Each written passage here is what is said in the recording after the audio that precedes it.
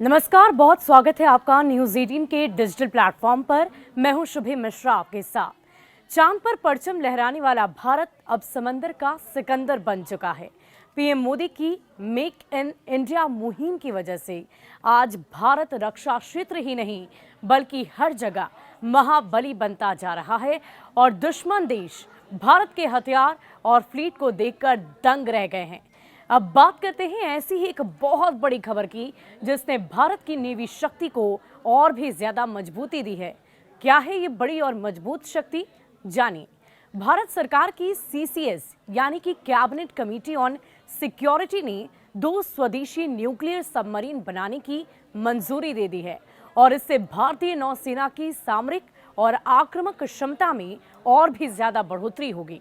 इन पनडुब्बियों के बनने से नौसेना की ताकत हिंद महासागर क्षेत्र और दक्षिण चीन सागर में और भी ज्यादा अधिक हो जाएगी।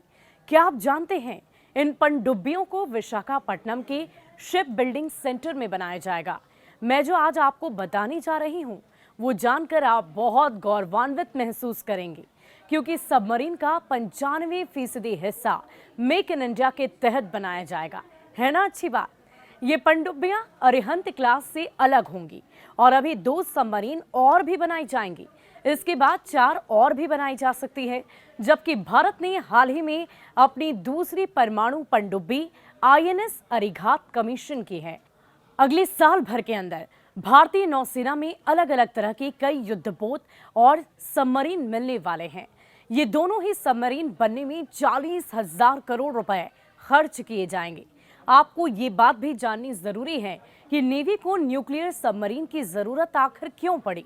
दरअसल न्यूक्लियर पावर्ड स्ट्राइक सबमरीन लंबे वक्त तक पानी के अंदर रह सकती है ना दिलचस्प बात। सबमरीन कितने समय तक पानी में रह सकती है, ये सबमरीन के क्रू मेंबर्स की थकान और सबमरीन के सप्लाई पर निर्धारित होती है। भारत के पास डीजल इलेक्ट्रिक सबमरीन और डीजल सबमरीन है। डीजल इलेक्ट्रिक सबमरीन को दिन में कम से कम एक बार बैटरी चार्ज करने के लिए पानी की सतह पर लाना पड़ता है और इसी दौरान डीजल इलेक्ट्रिक सबमरीन पर अटैक किया जा सकता था। इसके अलावा वही डीजल सबमरीन हवाई हमलों के लिए असुरक्षित बताया जा रहा है और इसीलिए नेवी ने न्यूक्लियर पावर्ड स्ट्राइक सबमरीन की मांग रखी थी। हमारे पड़ोसी देश यानी कि चीन के पास पहले से ही 6 शांग क्लास की न्यूक्लियर सबमरीन है, जिससे मिसाइलें दागी जा सकती है। आप इस बात को समझिए जरा कि चीन और पाकिस्तान, या यूं कह ले कि साउथ एशिया पैसिफिक क्षेत्र में भारत की सबमरीन पहुंचकर आसानी से दुश्मनों पर टारगेट कर सकती है। आपको ये जानकर भी हैरानी होगी और गर्व भी होगा कि दुनिया भर में सिर्फ 6 न्यूक्लियर ट्राइड देश है, जिसमें भारत भी एक है। ये बहुत ही गर्व की बात है। शुक्रिया।